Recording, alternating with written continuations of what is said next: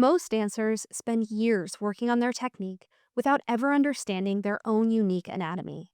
But what if that one shift in understanding could completely change what's possible for you in the studio? Today, I'm talking with Erica Centola, founder of Tournesol Dance, a studio specifically for adults, and the creator of a new online program called the Ballet Body Blueprint. As an adult dancer, Erica spent years navigating the frustrations that so many of us experience, eventually building the school and resources she wished had existed in her own training.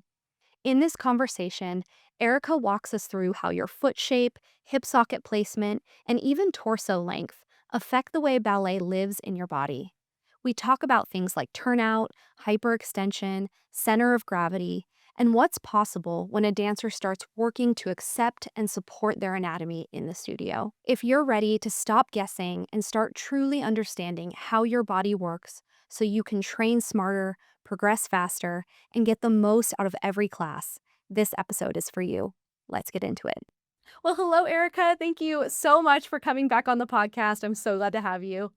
Very excited to be back, and, yeah, I've been waiting to get to talk with you. I just enjoyed it so much last time. I know, that is still one of my favorite conversations. I still giggle about the whole wristband sticker thing. Like, that's still one of my favorites. So if you haven't listened to that episode, you should definitely go back and listen to that one because it was a really fun conversation. And today, I am so excited to have you on again for this topic because this is something that I am passionate about, and I know you are obviously very passionate about, and it is understanding our bodies as adult dancers and really understanding the facts of our anatomy. I think in ballet, there's a lot of corrections given with kind of this like one size fits all mentality that for many of us in adult ballet bodies and maybe, not in the like quote unquote traditional ballet body, the corrections just don't make sense. They maybe don't land for us specifically, like if we have certain anatomical things going on. And so you have made this amazing platform that talks about understanding our anatomy as adult dancers. So, can you tell us a little bit about the platform and then we'll get into the questions? Yeah, so it is this guide. It is both a written and video, that goes through all the anatomical points that would basically be highlighted that you would be working with for dance or ballet. And I just for me, I have some different things going on with my body. And I always had, like I was like, "I don't understand what they're saying, things wouldn't land like you said," or they would say something and I'd be like, "I don't I don't know that my body does that." And so I would be like, why can't I do this? And so over here is doing it, but I'm struggling so hard." So yeah, so it goes through from head to toe. It talks about what could be going on, how your body is structured, and how do we work with it. Because us here, especially adults, we have some things going on. Maybe we've had, car accidents or we've had surgeries. We also aren't scanned, x-rayed, MRI'd before we come to dance. So we're going in and just kind of being like, oh, of course I can do this, when maybe we really can't, not because we're lazy, but because literally our anatomy is like, no, it's not going to happen for you, but we still want to do this. So how do we do it? Yeah, and I told you this before we started recording, but, like, this is to me something that, like, I so wish I had had access to when I very first started ballet because I think what I've come to realize is that so many of the things we hear in class, like the cues we might hear or the corrections we might receive are things that tend to get kind of passed down from teacher to teacher, and a lot of times they have originated with working with a very specific type of body and shape, and in the professional world, a lot of the dancers, especially historically, I think some things are changing a little bit, but the dancers that tend to make it into companies and get promoted and become principals have a pretty specific type of anatomy that gets pushed forward because it is this kind of quote unquote ideal. And so I think with adult dancers coming into the space, there is so much more variety and so much more diversity in bone structure, like very, like you said, like anatomy things, like things that we cannot change that are fundamental to our bone structure. But the cues and just the way ballet is and how it's developed historically has been very geared towards one specific body type. And so I loved getting to look at your platform and go through these videos because so many things that you said, I'm like, this makes so much sense. So jumping into it, I would love to hear, let's start with feet. I think because you Sure. had mentioned it's like head to toe, and so maybe we'll Yeah. start from the ground up. You talk about foot shape as one of the units of this video series. And foot shape varies so much. It's one of those things that varies so much from person to person. So, can you talk a little bit about what are some of the different types of foot structure and how knowing about that and being able to determine that in our own body can really help us in class? Yeah, I think the feet are a big thing for dance, for ballet in general. It is your foundation. So if you don't understand what you have holding you there, this can be a huge fight. So basically, you've got two main shapes, okay? And then there's varies in between. So you can have the high arch foot, that everybody that in dance calls the banana foot. And it's high arched and it is shaped beautifully and it has articulation and all of those types of things. Typically, that foot, typically, now this is all generalized, but typically, your banana foot person has a lot of articulation, a lot of flexibility, but probably not a lot of strength. Then you also have the flip side of that is more of a flat foot. There's a couple different types of flat feet, but the flat foot in general, you don't see that arch. It's typically what we refer to as biscuits. Okay. Um, it is very strong typically, but you have a hard time maybe with articulating through your foot. You might have a lot of roadblocks when going onto point, Mhm. or even just balancing and turns in general in ballet. I've seen, so I have, unfortunately, what you would consider the biscuit. Um, so I've had to do a lot of research and figure out how to make dance work for me. So that is one of the biggest things that you're going to start with is your foot shape. And with that foot shape comes things that like might come really really easy, okay? With those high archy feet, you have that great platform that you can get right up Yeah. to and it's just like, "Oh, I'm there." It's amazing. But maybe when it comes to point work, you might feel that you're always falling forward in your shoes and you don't feel stable versus maybe the flat foot where you can't get up to a high demi. So you're always pulled back. So turns or balances are like, I am fighting for my life. But if you are able to get up, if you do point, you might feel like things like hops on point are super easy for you because your feet are really strong. So neither one of those is bad or good, but knowing what type you have can really help you then work through other things, being like, oh, okay, I have a really strong foot. I need more flexibility. How do I do this? So, and then also being able to advocate for yourself in class when you're given corrections or we're going to do this kind of thing. Yeah. Yeah, that's so helpful, and I think with feet, but also all of the other categories that we're gonna talk about, the kind of the overarching thing that I think sums up why this is so helpful to understand is the work smarter, not harder. Because I think in ballet, a lot of times if we're struggling with something, we just think like, I just need to work harder. But this is tapping into the working smarter piece of that. And I think when you understand your body and like specifically in talking about feet, and understanding things like why do I struggle to get over the box or why do I feel like I'm going too far over the box and understanding your body gives you so much more intelligence to work with and so much more information to work with, and you're working with fact, not just feeling. And I think is a lot of times like the ballet mindset just in general is like just fight through it with like Yeah, like no. No facts. No facts, and it is, and dance, you can feel there's a lot of feelings in dance. I mean, it's also an art, so of course we have feelings. So when you start to run up against these roadblocks, then you start to get into your head and you're like, "Oh, this isn't for me. I shouldn't be a dancer."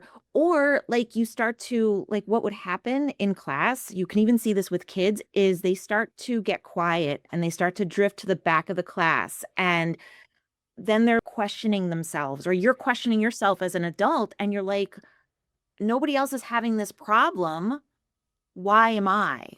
So having all of the information, that I that's what I want for all of us. It might not be your work ethic. It might not be you. It might not be that you're not smart enough or a good enough dancer to get this. It might be that you're fighting against something that maybe the instructor doesn't even know about.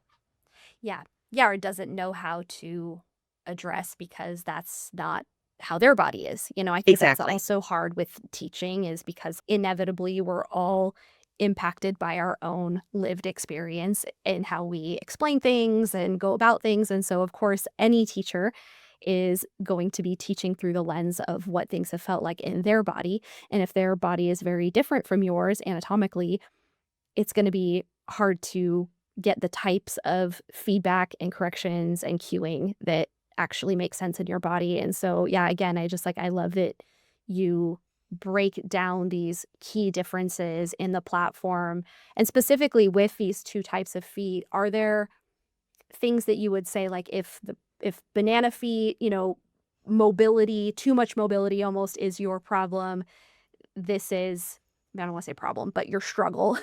How can you work with it to build strength? And then the flip side, if you are less mobile, but you're Yes. strong, how do you work on that flexibility and range Yeah. of motion? So, I'll give you an example. So, like, even the way you rise up to your demi, okay, Mm. that has a way where you're pushing through with your feet will strengthen and elongate certain things. So, when I first started to get onto point and I wanted to be on point, I got onto point as an adult and I was learning from somebody that was a professional. They had the typical archy feet, and they're trying to teach somebody with non-archy feet how to get better, how to get over the box. And I was learning about using my toes. Use your toes, pull up with your toes, all of these things. Okay, all right. So I'm doing this. I'm doing this for years.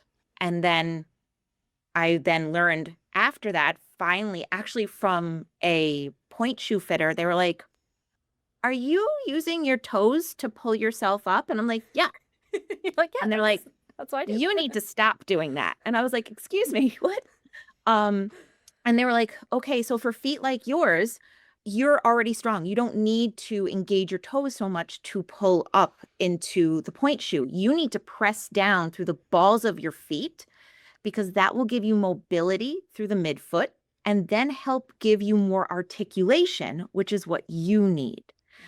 They're like, the people that have the banana feet, they want to use their toes to pull up because that's how they control their shoe. And I was like, mind blown. Yeah. And I was like, nobody told me this. And she was like, "Well, you probably have a teacher that has banana feet and that's how she's done it, so that's what she's going to tell you." So, there are not a lot of biscuit feet that get onto point, and maybe this is why things weren't passed down that way, but it was something where I was like, "Wow, this was a big light bulb for me." And then I started to deep dive into other parts of the body and I was like, "Wow, okay, we really need to take a look at this stuff." Yeah, and I love that it's coming from your lived experience. I mean, I'm sorry that it's been a struggle, but I also think it's like you took one for the team because now you're passing on what you have learned through this really difficult process of like working with information that wasn't totally accurate to your anatomy and now being like, well, shoot, now I have to kind of reframe the way I'm training, but now you're passing that on. And I also too, I should have clarified this at the beginning for everyone listening, but one of the other aspects of your platform that is so great is that you help people diagnose where they fall in the videos, because I think that that's also so important, because you may not actually really know where you fall with some of these things that we're going to get into, and that's totally fine, because you may have never been walked through a process to determine, what type of foot do I have? I don't know. And so I love that in these videos you actually walk your viewers through the process of determining your own body, because that's not always a given. And so just for everyone listening, so they know that is part of these videos, is figuring that out, which is so helpful. Let's talk about our home practice floors for a second, because a lot of us are out here dancing on laminate over concrete, tile, rubber gym mats, and yes, I know some of us have even attempted pirouettes on carpet. And our adult bodies are paying for it. But there is a better way. This episode is sponsored by Omara Sprung Floors, a family-owned business that's been building sprung floors for dancers for over 30 years. And their ballet practice floor is at the top of my wish list. It has a Marley non-slip surface over a professionally engineered sprung floor. In other words, a magic combination that lets you train hard and feel great doing it. Their floors provide 70% shock absorption, cushioning every landing, reducing fatigue, and taking the stress off your ankles, knees, hips, and back, so you can keep doing what you love from the comfort of home. Omara Sprung floors are easy to install yourself and built by people who truly understand what dancers need. Head to sprungfloors.com and use code AFTERCLASS10 for 10% off your ballet practice floor. All the details are in the show notes. Your dream home studio is just a click away.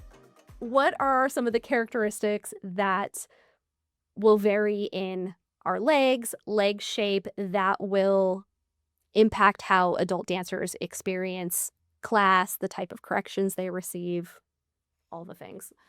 Legs are a big one. Yeah. And there are a lot of things, okay? So with your legs, obviously you have just your general length of leg, okay? If you have shorter legs, you might be called more of a natural jumper, all right? If you have long legs, you might have been put into the category of, oh, your extensions.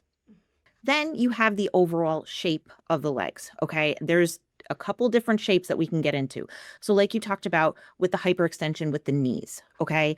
So this is actually a line that ballet uses a lot. And if you don't have hyperextension, it can be frustrating. And if you have too much hyperextension, it can be even worse, okay?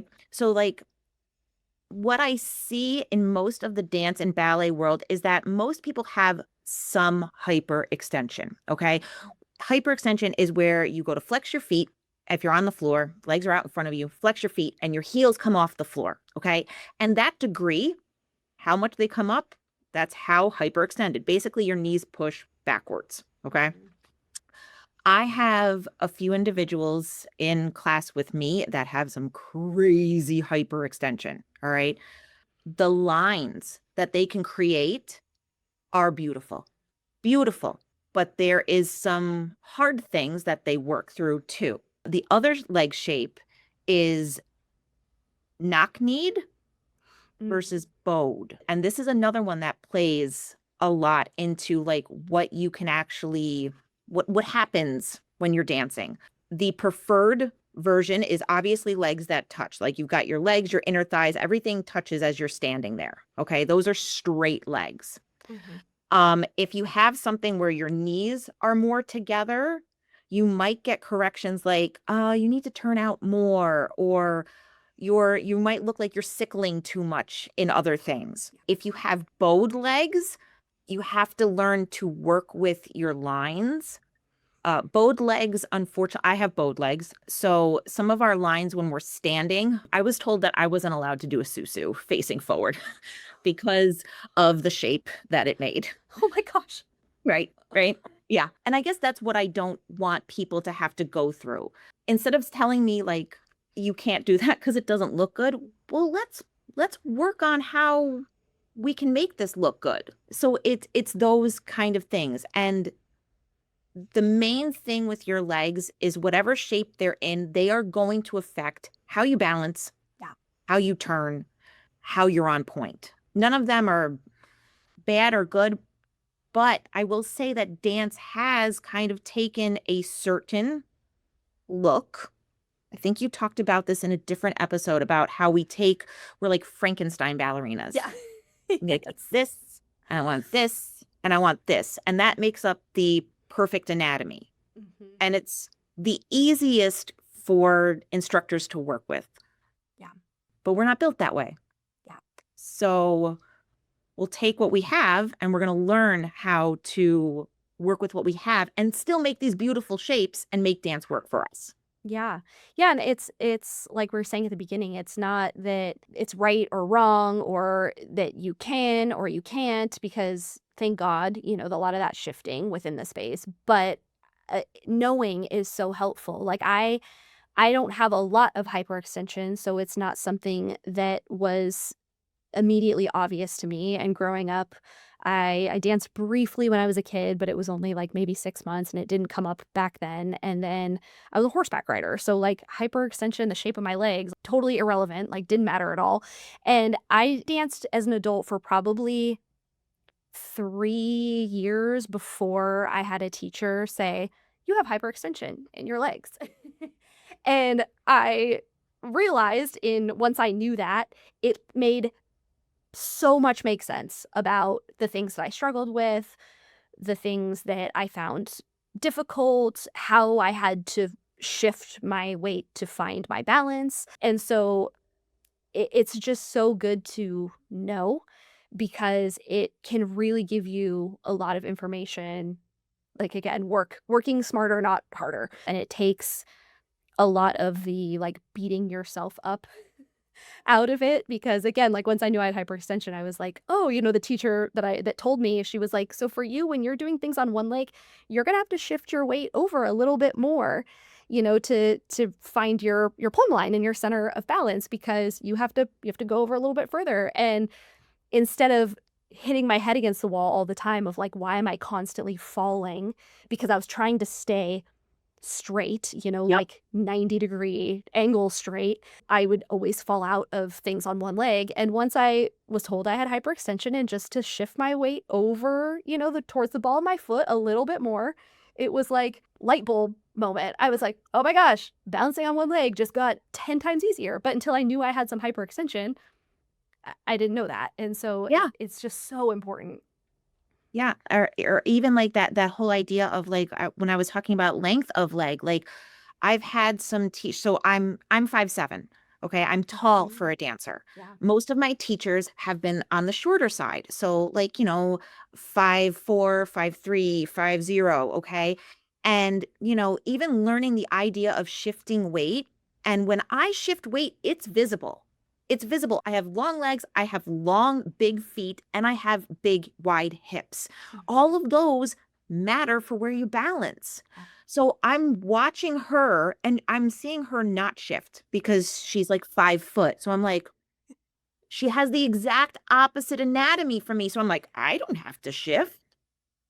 I can't balance that way, right? So my Yeah. shift is so much bigger than somebody that's just shorter. And it's not bad, wrong, right? It's just what works for me. It's just so important because I think it can spare you from a lot of frustration that can then turn into feeling defeated, that can then turn into, like, I don't know if I am really cut out for this ballet thing, which can then turn into, I don't wanna do this anymore. And so, I And think your it's like car and all of the things. Yeah, crying in yeah, your car, like we yeah, talked about last time. yeah. No Yeah. more crying in the car. Yeah. Totally, yeah, so it's just so important, and this next one that I wanna talk about, I'm like, "This is a big one," and this was another light bulb moment for me too in my adult ballet journey, and talk about turnout and Oh hips, boy. because hip socket placement, I think, is, like, maybe the biggest thing that's not getting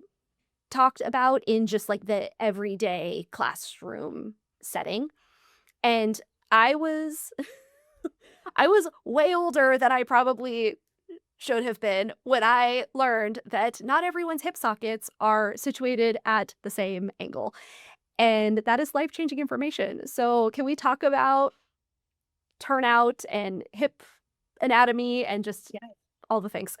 Absolutely. Okay, so yeah, turnout. You know, all dancers are like, oh, I want turnout. I want more turnout. I want, and for me, I'm like, guys, this probably isn't the biggest thing that we have to worry about. Okay, it doesn't. Your turnout does not define you. All right. So if you don't have flat turnout, that doesn't mean that you can't be an amazing dancer. Okay, it's probably one of the lower things actually on the importance scale. But let's talk about maybe why we don't have the turnout that maybe we see in some schools, okay? So turnout comes from our hip sockets. But anatomy plays a huge part of this, all right? So, first off is the actual hip socket. How is it formed? It should be a ball and socket, okay? And they sit like this together. And it's like a C, okay? Mhm. Now, when you go for extension, there's this top part here that will stop you if you have a healthy hip socket. Okay, we want healthy hip sockets. It's good to have them because then we don't have things like labrum surgery. However, in the dance field, everybody wants their legs to go like this, all the way up to their ears, okay? Because apparently that is the sign of a true dedicated dancer. It's not. So, if you have a healthy hip socket, chances are you might not be able to get your leg all the way up next to your ear. The individuals that you are seeing with this crazy flexibility, it might not just be that they've been working at flexibility, it's just how they were born, Yeah. okay? I have very, very open hip sockets. That's the one thing I got. That's my thing. I don't have to work very hard at flexibility, but my muscles, I have to strengthen them because I have had surgery on my hips and I don't want to do that anymore. So, how it's formed is a big one. All right. Do Mhm. you have more of a C shape or do you have nothing? All right. Yeah. We really do want a little bit more of a C shaped. It is going to spare you just injuries and pain and arthritis and things like that. The next thing is where your hips are actually located. So, if you're looking at Russian ballerinas, you're looking at that part of the world. Most of them, a lot of that part of the world, their hip sockets are more on the side. Okay. Again, this is where my hips are located. It's just how I was born. But here in the Americas, Canada, ours are a little bit more forward facing. Okay. So even if you have rotation, you might not show a true flat just because they are located a little bit in the front. So what I say to my students is it doesn't have to be flat. It doesn't have to be this, but I want you to work towards wherever yours is and knowing where yours is. That's important because if you are like pushing things and like doing crazy things like maybe taking like rosin and putting it on the bottom of your shoe so you stick and your feet just stay that way, you're going to create injury and we Yeah. don't want that. So knowing where your true turnout can be, that's going to give you so much information. And that's what we work towards. We can improve it, but anatomy does stop us. It's the long and the short of it. Just like anatomy stops my feet from having that banana shape. It doesn't mean that I can't dance a certain way. It's just this is what I'm working with. Hip placement and then the actual socket itself. Yeah, and I mean, truly, like, when I heard that explained and, like, saw pictures of different skeletal structures for hip sockets, my mind was blown, and I know that as a adult, like, I maybe should have known that, but I didn't, and, as a ballet dancer, I'm just thinking, like, well, if all these professionals can do it, surely it must be possible, and, it's definitely been made to feel like it's very important, and it's just so interesting once you see the realities of anatomy and how that factors in, and you can literally, I mean, you can look it up online. I'll try to find some pictures maybe even of just, like, you're saying where some hip sockets are more like a closed letter C, and so as you lift, you're gonna start hitting against the socket, and then also with placement, like if you're more placed to the side or to the front, that being a factor, and so it's really just like doing the best you can with what you have, and I hope that people don't interpret that as negative or like, "Oh, just giving up," because I don't see it that way, I see it as very freeing.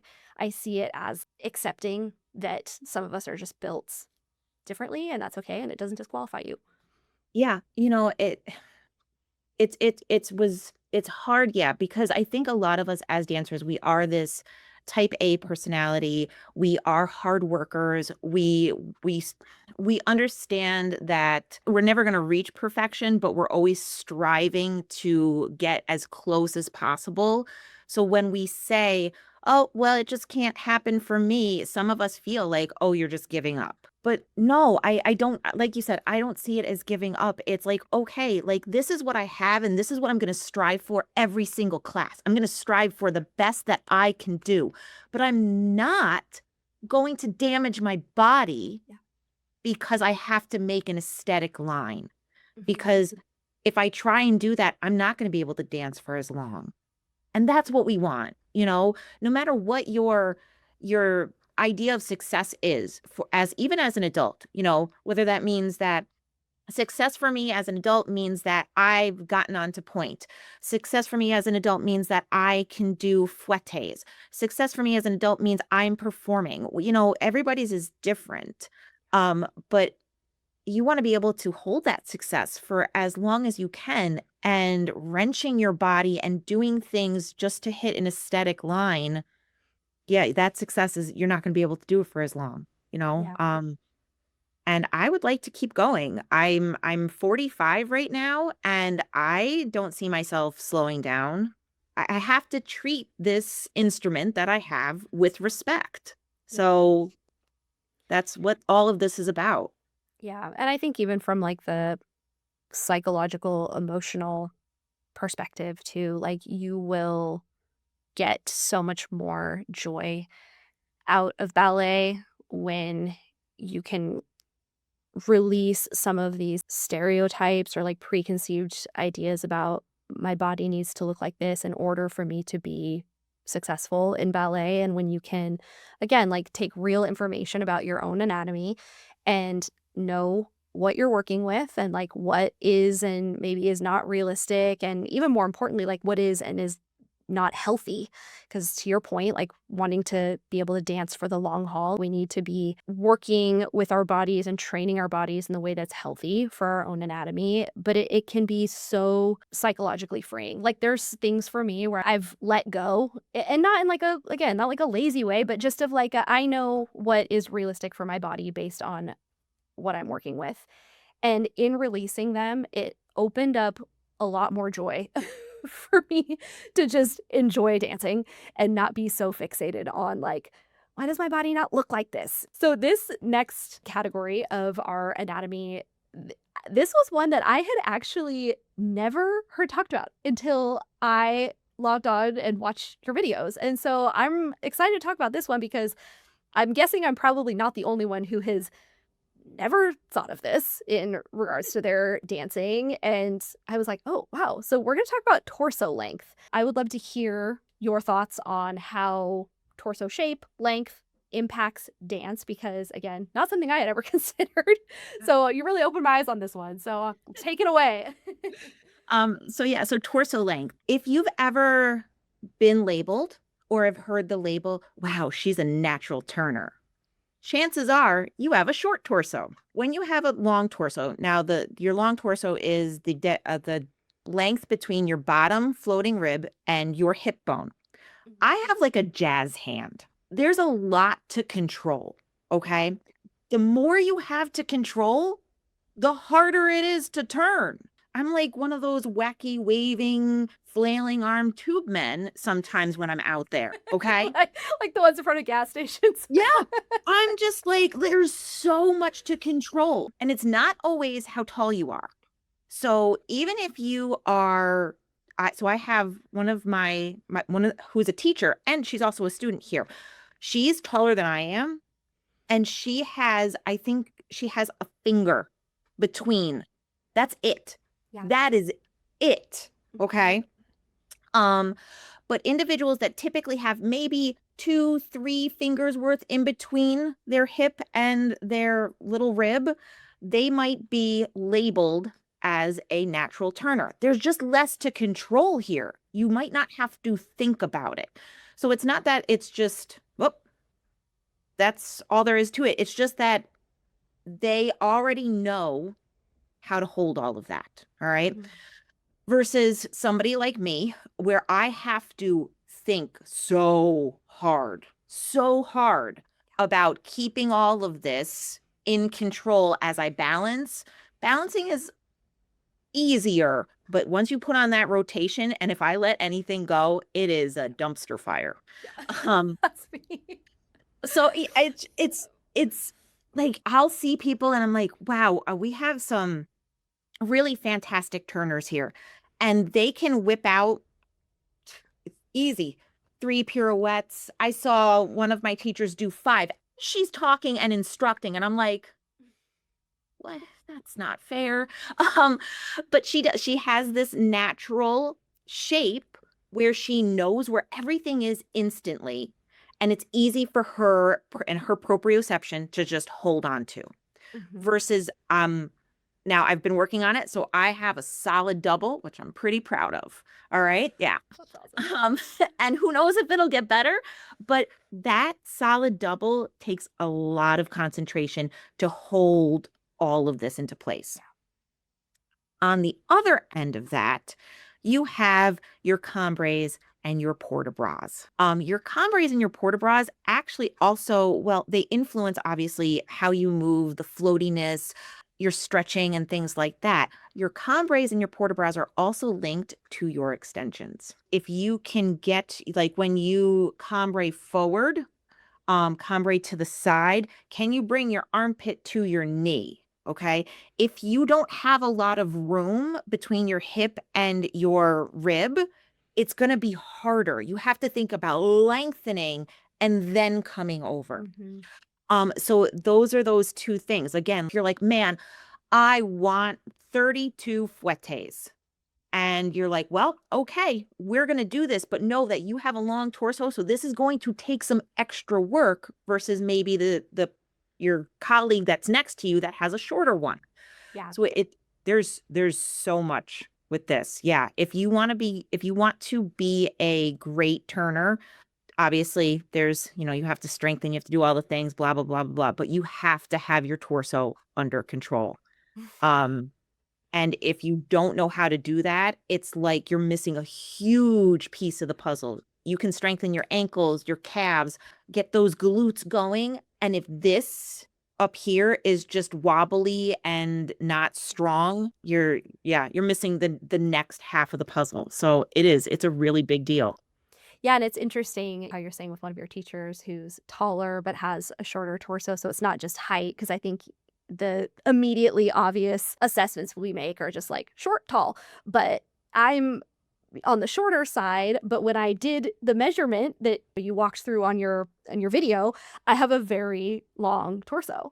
Even though I'm short and it wouldn't necessarily be immediately apparent, it's like you explained, it's relative to the section of the body that we're talking about. And again, Yeah. I think it's why it's so important to understand these specific categories, because then once you start layering them together as a complete picture of your body, you can get even more information from that. Yeah. And, yeah, and that was one of the things, that was the reason why I really wanted to do this because I had such a hard time. Nobody was telling me what was going on. Like even like I said, going back to the whole point shoe thing, and I, because of the shape of my foot, I still struggle with my left foot of getting onto my platform all the way. And maybe it might not ever happen. I'm still working with my feet. But when I was first doing it, my teacher would just be like, she would just look at my feet and go, that's so weird. I don't understand why you can't do this. And I was like, Awesome. but you're the teacher and maybe you could have helped me. Yeah. And they might just not know either because they have this other anatomy. So the idea is like, hopefully this will help other individuals not have to go through the all the mess that I went through.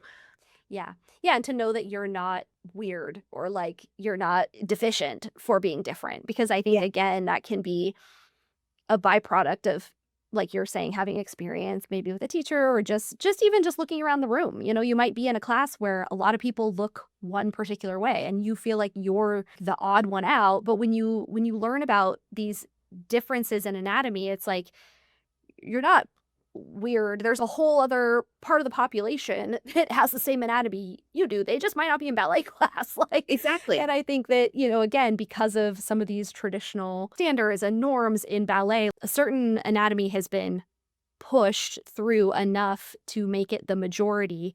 So then if you don't have that, you feel like you're the weird one or like you're the problem, when in reality it's like you have a completely normal body. It's just not what is most common in ballet, essentially. And so Exactly. I think it's such a huge gift that adult ballet is giving to the ballet world in general. I was just talking about this with someone yesterday, and like I think that adult ballet is doing so many great things for ballet, but I think one of them is making the ballet world have to be a little bit more I don't even know what the right word is, like, aware and considerate and whatever about the fact that there are different body types that exist in the world, other than, like, flat-chested, no hips, all these things. It's like, "Okay, guys, like, let's figure out how to do this ballet thing with all different types of bodies." Yeah. Yeah. We could all do this together. And yeah, it's gonna take it takes it's a little bit harder to teach everybody. You have to be aware of these different things that are going on within the body and stuff like that. It's not impossible. Does it just mean that you have to know a little bit more? Yeah, but I certainly doable. And if you don't have somebody that is willing to open their eyes to everybody else, then this kind of thing would be there for you so you can advocate for yourself. Yeah. That's the wonderful thing about also being an adult. Like we have adult brains. We can look at this stuff. We can now go, oh, okay, I know that you're saying that, and yeah, that's really great. But that works for that type of body, but not mine, maybe. Yeah. And and that's important. Yeah, it definitely is for longevity in the art form. So can you share about how to access your program and just how people can find it and get plugged in? Yeah, yeah. So we have an all my online stuff is on its own separate website, and that is online.tournesoldance.com. So that's where our online stuff is going to be, along with some of these with the Ballet Body Blueprint.